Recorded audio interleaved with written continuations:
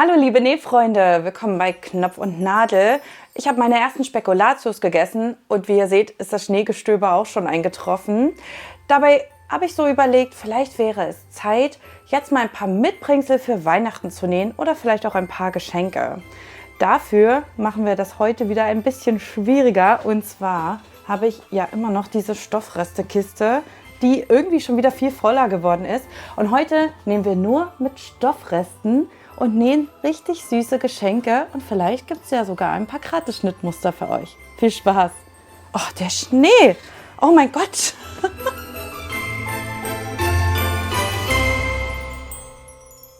Und zwar ist meine Restekiste wieder restlos voll. Ich habe hier alle Sorten Stoff drin, also ob das jetzt dehnbare Ware ist oder nicht dehnbare Ware. Wir werden heute irgendwie alles verarbeiten, das verspreche ich euch. Wenn ihr auch noch Reste von Vlies habt und so weiter, kann ich euch nur empfehlen, das immer aufzuheben. Das können wir noch benutzen. Und ganz am Ende zeige ich euch auch noch ein Schnittmuster. Da könnt ihr die kleinsten Klitzelreste sogar noch mit verbrauchen.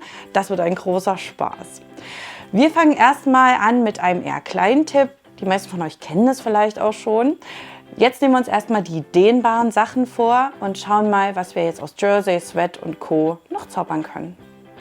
In meiner Restekiste befinden sich viele Jersey-Stoffe, aber auch andere dehnbare Stoffe. Ihr könnt jetzt hier alles nehmen, was ihr habt. Ich habe auch Stretch-Jeans dabei. Nehme mir aber als allererstes mal ein ganz langes Jersey-Teil. Also wirklich das längste, was ich mir vorstellen kann. Oft bleibt ja vom Zuschnitt noch der Rand übrig. Den könnt ihr jetzt nehmen. Ich nehme dann immer die besonders dehnbare Seite. Es geht aber auch seitlich. Jetzt suche ich mir das Geschenk, das ich damit umwickeln möchte. Denn ich benutze jetzt mal Jersey als Geschenkband. Damit ich weiß, welche Länge ich benötige, probiere ich einmal ein bisschen rum.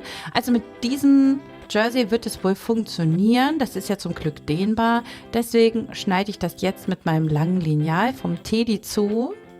Dafür nehme ich jetzt einfach wirklich nur die Breite vom Lineal und habe mir dann aber auch noch kleine kurze Stückchen gesucht, damit man dann diese Schleife ein bisschen hübscher binden kann und ein bisschen voluminöser machen kann. Dabei sind euch die Farben und auch die Stoffe wirklich komplett der Fantasie überlassen. Hier habe ich zum Beispiel mal einen Stoff genommen mit einem Dinosauriermuster. Das passte zum Beispiel bei dem Geschenk ganz gut.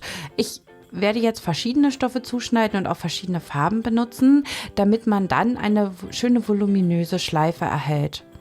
Das wird jetzt nochmal viel bunter, das könnt ihr dann aber auch anpassen. Sucht euch dafür die Stoffreste aus, die gut zusammenpassen. Hier habe ich zum Beispiel Stretch Jeans. Da ist mir wichtig, dass es nicht ausfranst, deswegen habe ich hier die Zickzackschere einmal angesetzt. Jetzt nehme ich mir mein Geschenk vor und binde einfach meine Jersey-Schleife einmal so rundrum, wie ich mir das vorgestellt habe. Dabei lege ich sie schön flach auf der Rückseite, also so wie ihr normalerweise auch Geschenke verpackt. Ihr könnt das wirklich ganz normal bei der Geschenkverpackung benutzen. Jetzt habe ich mir überlegt, okay, eine einzelne Schleife ist mir zu wenig, deswegen habe ich jetzt hier noch andere längliche Stoffreste genommen und binde die einfach über die Schleife, um mehr Volumen zu bekommen. Mein Stück ist jetzt ein bisschen kurz. Wenn ihr da ein bisschen mehr über habt und ein bisschen mehr übersteht, sieht das Ganze noch ein bisschen eleganter aus. Jetzt kommt hier noch die bunte Dinosaurierschleife ran. Genau, und so kann man das dann immer bunter gestalten. Ich habe das jetzt erstmal ein bisschen unordentlicher gemacht. Ich zeige euch aber auch noch die zweite Variante. Ihr könnt jetzt natürlich auch noch eine Schleife nähen, indem ihr die einmal rumschlingt, also eine Schlinge macht.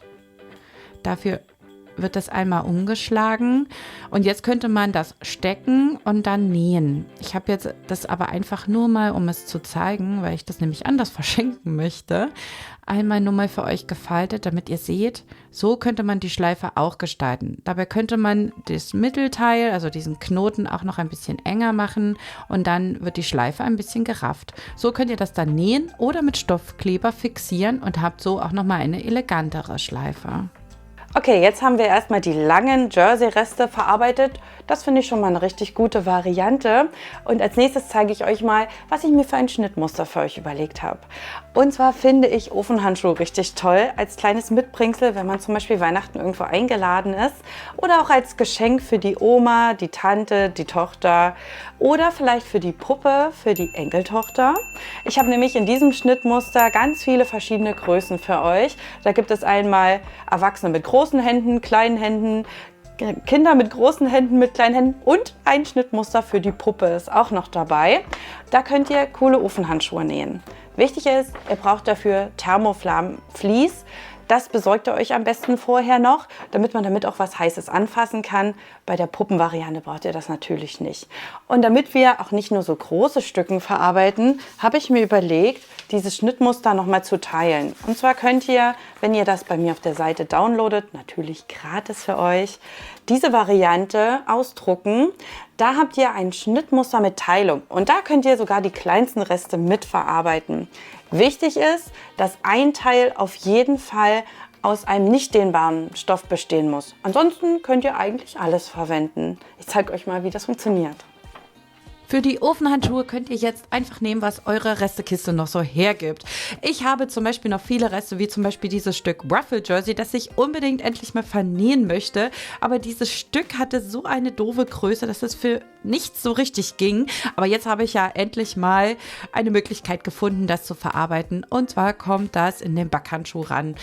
In Kombination mit French Terry, das ist überhaupt kein Problem, denn das Innenstück wird dann einfach aus Webware gemacht. Genauso habe ich jetzt hier nochmal Thread benutzt im Zusammenhang mit French Terry. Ihr könnt aber auch alle anderen Jersey-Stoffe und so weiter alles benutzen, was ihr wollt. Wichtig ist, ihr braucht das Schnittmuster, ihr braucht ein Innenstück in Webware. Für die Außenteile könnt ihr nehmen, was ihr wollt und dieses Thermolam Vlies müsst ihr auf jeden Fall benutzen, wenn ihr damit heiße Sachen anfassen wollt und die nicht nur als Dekoration benutzen wollt. Für innen habe ich mir jetzt hier einfach noch ein Reststück Canvas gesucht. Das war sowieso noch doppelt, also das passte jetzt perfekt. Dafür müsst ihr zweimal das Innenstück ausschneiden und ihr braucht zweimal ein Außenstück. Also achtet bei den Resten darauf, dass ihr die Teile akkurat findet. Wenn ihr den Handschuh sowieso ganz bunt machen wollt und Vorder- und Rückseite nicht identisch sein müssen, dann könnt ihr wirklich alle Teile benutzen, auf die ihr gerade Lust habt. Ich schneide mir jetzt den Canvas zu, dafür geht aber alles an Webware, was ihr so da habt.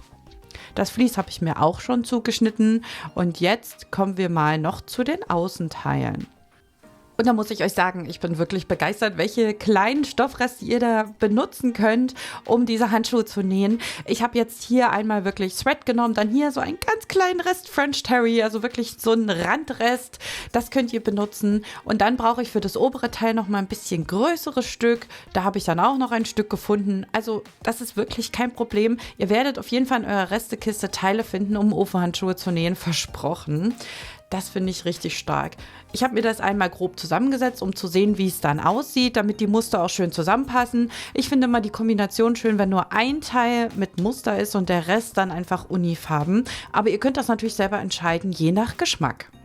Wichtig ist, dass ihr jetzt einmal die Teile zusammennäht. Also diese Teilungsteile, die lege ich jetzt rechts auf rechts übereinander. Übrigens habe ich mir jetzt hier auch noch alle anderen Teile zugeschnitten. Ich nähe jetzt 2 Handschuhe parallel. Wundert euch nicht, dass jetzt die Farben ein bisschen wechseln. Dafür habe ich mir jetzt hier zum Beispiel diesen Ruffle Jersey ausgesucht. Den fand ich so schön und da bin ich froh, dass der endlich mal zum Einsatz kommt. Also, die geteilten Nähte lege ich mir jetzt rechts auf rechts übereinander und stecke sie fest. Dafür benutze ich Stoffklammern. Später kommen aber auch noch Nadeln zum Einsatz. Das seht ihr dann aber gleich noch. Und die zweite Seite stecke ich mir dann auch gleich noch mit fest, weil ich dann beides zusammennähe.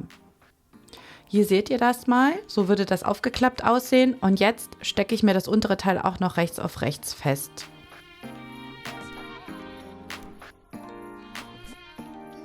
Dabei ist wichtig, dass ihr darauf achtet, dass alles wunderbar glatt liegt und es keine Wellen gibt. Wir wollen, dass es ganz akkurat am Ende aussieht und richtig professionell. Deswegen immer schön glatt legen und keine Wellen haben.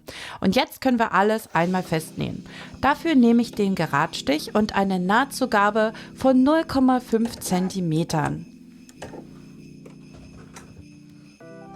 Die Teilungsnähte werden dann wirklich einfach nur mit dem Geradstich zusammengenäht. Vergesst nicht, eure Nähte dabei am Anfang und am Ende zu verriegeln.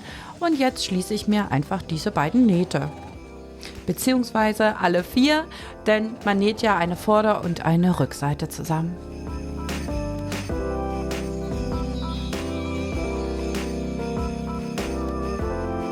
Wenn dann alles einmal zusammengenäht ist, nehme ich mir jetzt meine Fließteile, denn wenn ich die Nähte jetzt einmal absteppe, nutze ich das gleich auch als Steppnaht zum Quilten mit diesem Vlies. Also ich lege mir das jetzt auf das Vlies drauf und stecke alles fest. Dabei achtet bitte drauf, in welche Richtung ihr die Nähte legen wollt und in welche Richtung ihr absteppen wollt, ob nach oben oder nach unten. Das entscheidet ihr jetzt an dieser Stelle. Ich lege mir die Nähte jetzt so, dass sie in dem grauen Teil liegen, weil ich das jetzt einfach schöner fände, auf dem Unistoff abzusteppen. Ihr könnt das aber natürlich selber entscheiden, in welche Richtung ihr absteppen möchtet. Das Absteppen ist dann in dem Fall wirklich direkt das Quilten. Das Vlies hält damit direkt bombenfest und durch diese schrägen Nähte ist es dann auch so, dass es nicht mehr verrutschen kann. Dann gehen wir doch damit direkt mal unter die Nähmaschine und steppen diese Nähte ab. Hier nehme ich auch wieder einfach den Geradstich und eine Nahtzugabe von 0,5 cm. Dabei richte ich mich wie immer an meinem Nähfüßchen aus. Ich nähe immer genau an dem Schenkel dran und habe dadurch immer diese wunderschön geraden Nähte. Schaut mal, wie schön gerade die werden, wenn ihr einfach nur auf diesen Schenkel achtet. Der fährt immer quasi über dem anderen Stoff lang. Ihr seht das hier ganz gut, dass der Schenkel rechts immer an der Kante des Stoffes lang geführt wird. Das Vlies ist nun durch die Steppnähte fest und jetzt könnt ihr die Innenseite des Handschuhs annähen. Dafür nehme ich mir jetzt diese Webware-Teile, die ich zugeschnitten habe, aus dem großen Handschuh, also ohne Teilung, und stecke sie fest. Wenn dann was übersteht, könnt ihr das einfach abschneiden. Das macht dann das Festnähen ein bisschen einfacher, weil wenn ihr überstehende Teile habt, könnt ihr euch schlecht orientieren, an welcher Stelle ihr jetzt noch korrekt näht. Deswegen stecke ich mir das Ganze fest. Wenn ihr schlaufen wollt, dann könnt ihr jetzt auch noch Bänder benutzen und die mit einnähen.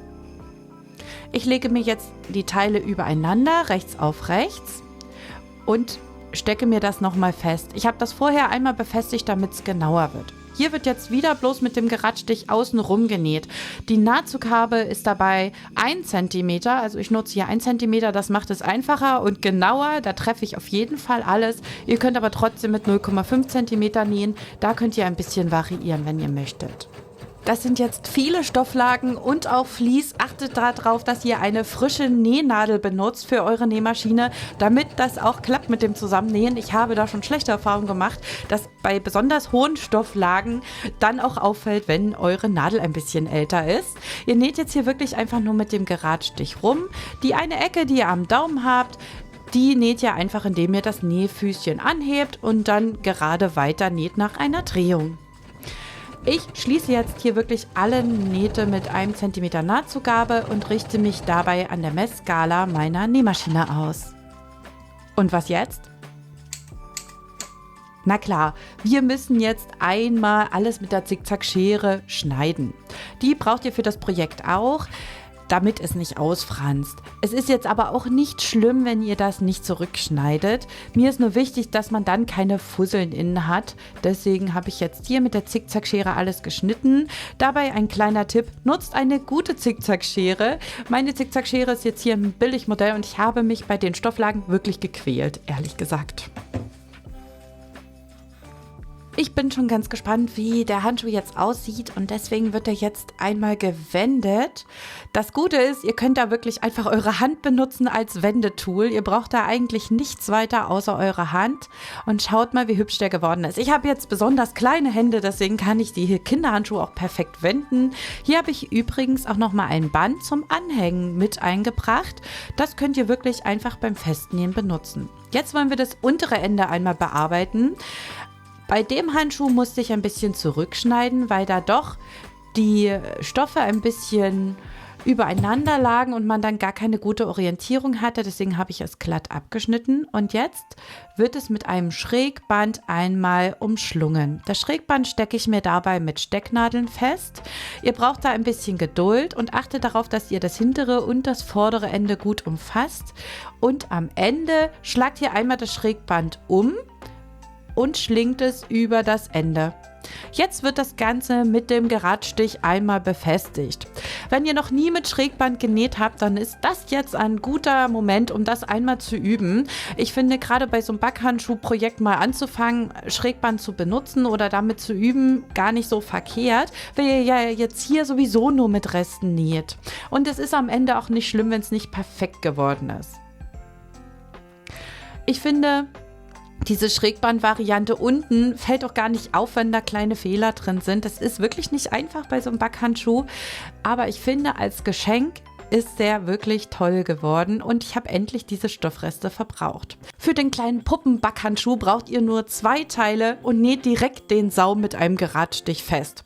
Dann legt ihr sie rechts auf rechts übereinander, steckt sie fest und könnt sie dann ganz einfach mit dem Geradstich zusammennähen. Der Puppenhandschuh braucht ja kein Vlies und er braucht auch kein Innenleben. Das ist hier alles überhaupt nicht wichtig. Hauptsache, es geht irgendwie über die Hand.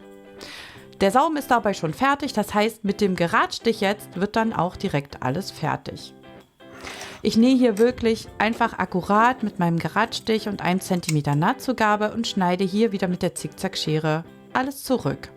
Wenden ist an der Stelle auch überhaupt nicht schwierig und fertig ist der Puppenhandschuh.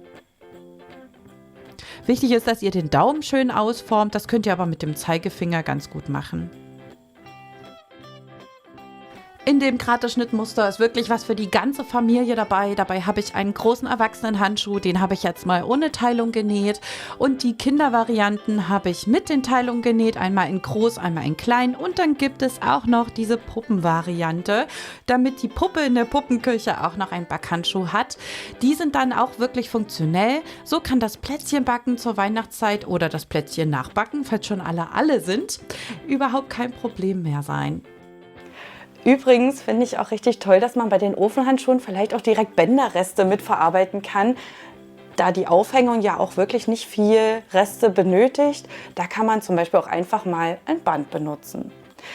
Ich habe übrigens noch ein Schnittmuster für euch entworfen, weil ich einmal dabei war, habe ich mir überlegt, dass man ja auch noch aus Stoffresten coolen Baumschmuck basteln kann. Und diesen Baumschmuck schneidet ihr einfach doppelt zu und den wollen wir dann auch noch befüllen. Und dafür könnt ihr jetzt die kleinsten Stoffreste, die ihr habt, nehmen. Wir müssen aufpassen, dass wir nicht zu viel dehnbare Stoffe nehmen, denn die sind ein bisschen schwer. Nicht, dass euer Baum nachher die Äste hängen lässt. Ich zeige euch mal, wie man das näht. Das Schnittmuster könnt ihr euch auf meiner Homepage gratis downloaden und wir schneiden das jetzt einmal aus. Jetzt haben wir die ganzen Einzelteile. Und die werden dann doppelt zugeschnitten. Dabei überlasse ich natürlich euch, ob ihr Vorder- und Rückseite unterschiedlich machen wollt. Ich finde es aber am schönsten, wenn die gleich sind. Dafür nehmt ihr euch jetzt Webware vor. Ich habe hier zum Beispiel noch ein bisschen winterlichen Canvas gefunden. Ich habe noch ganz dünne Jeansstoffe. Die passen zum Beispiel perfekt für die Zuckerstange, weil der jetzt gestreift ist. Das finde ich ganz passend. Bei diesem Schnittmuster legt ihr jetzt die Stoffe links aufeinander, also die rechte Seite nach außen und schneidet euch Band zu. Ich habe euch markiert, wo ihr am besten die Bänder feststecken könnt. Das seht ihr direkt im Schnittmuster. Wichtig ist, dass ihr euch jetzt eine Wendeöffnung lasst. Ich markiere die hier wieder mit einem Trickmarker. Dabei lasse ich ungefähr 5 cm. Und jetzt schauen wir mal nach einer Füllung. Ich möchte mir nämlich diese Schnitte noch füllen, diese kleinen Anhänger, die wir jetzt hier gerade machen. Und dafür nehme ich mir die kleinsten Stoffreste und zerstückel die jetzt in kleine längliche Streifen. Dabei ist total egal, welche Stoffe ihr benutzt. Also ihr könnt da Webware benutzen, ihr könnt da Thread benutzen. Ich habe hier jetzt auch von dem Ruffle Jersey noch Reste. Das ist jetzt auch nochmal Jersey. Das schneide ich jetzt so längs in diese Streifen. Nicht zu große Stücken, aber auch nicht zu kleine. Wenn ihr noch ganz kleine Fitzelchen habt, ist das überhaupt nicht schlimm. Die könnt ihr auch noch reintun. Canvas. Dann habe ich hier noch Fließreste. Die können auch super da rein. Die sind nämlich schön fluffig. Und jetzt wird außerhalb der Wendeöffnung einmal mit dem Geradstich geschlossen. Hier nutze ich eine Nahtzugabe von 0,5 cm, sonst wird euch das Ganze viel zu eng. Da schließt ihr jetzt einfach die Nähte mit dem Geradstich und jetzt habt ihr ja diese Öffnung noch. Ich habe das vorhin fälschlicherweise Wendeöffnung genannt, aber ihr wendet ja gar nichts, sondern ihr stopft jetzt eure ganzen kleinen Stoffschnipselchen, Reste da rein. Also ihr füllt jetzt einmal diese Zuckerstange. Ihr könnt natürlich, wenn ihr jetzt hier vorne diese Ecke zum Beispiel habt, da noch mal ein bisschen nachschieben, damit das so richtig prall gefüllt ist. Ich habe hier jetzt einmal meinen Nahtoff-Trenner benutzt, um das ein bisschen zu schieben. Das ist aber kein Problem. Also, ihr füllt das jetzt und macht das so prall, wie ihr nur könnt und schiebt das in die Ecken links und rechts mal so richtig rein, damit diese Zuckerstange bzw. auch die anderen Muster, die ihr nutzen wollt, richtig schön fett sind. Achtet dabei darauf, dass ihr ja diese Öffnung noch schließen müsst. An der Stelle muss es ein bisschen flacher bleiben. Deswegen ist es umso wichtiger, dass ihr den Rest ein bisschen praller macht. Und jetzt, wenn alles drin ist, so wie ich mir das vorgestellt habe, so, das wird jetzt alles noch ein bisschen reingelegt, stecke ich mir dann diese Öffnung fest und kann die jetzt auch noch mit dem Geradstich zusammennähen. Dabei ist es wichtig, dass ihr da schaut, dass es nicht zu dick gefüllt ist und dass ihr das noch gut unter die Nähmaschine bekommt, um das jetzt hier zu schließen. Sollte das Probleme machen, dann müsst ihr wirklich schauen, ob ihr noch mal was rausnehmen müsst. Bei mir hat das jetzt aber sehr, sehr gut geklappt. Und ihr seht ja, die ist eigentlich gut gefüllt, die Zuckerstange. Also das hat eigentlich gut funktioniert, aber an der Stelle habe ich es ein bisschen flacher gelassen. Und jetzt kommt wieder unsere Zickzackschere zum Einsatz. Jetzt können wir die Kanten einmal mit der Zickzackschere bearbeiten, damit die uns nicht ausfransen. Und ich habe dann, wenn ich das hier alles zurechtgeschnippelt habe, auch noch ein bisschen mit den Fingern diese Füllung korrigiert und bin da dran ein bisschen lang gefahren.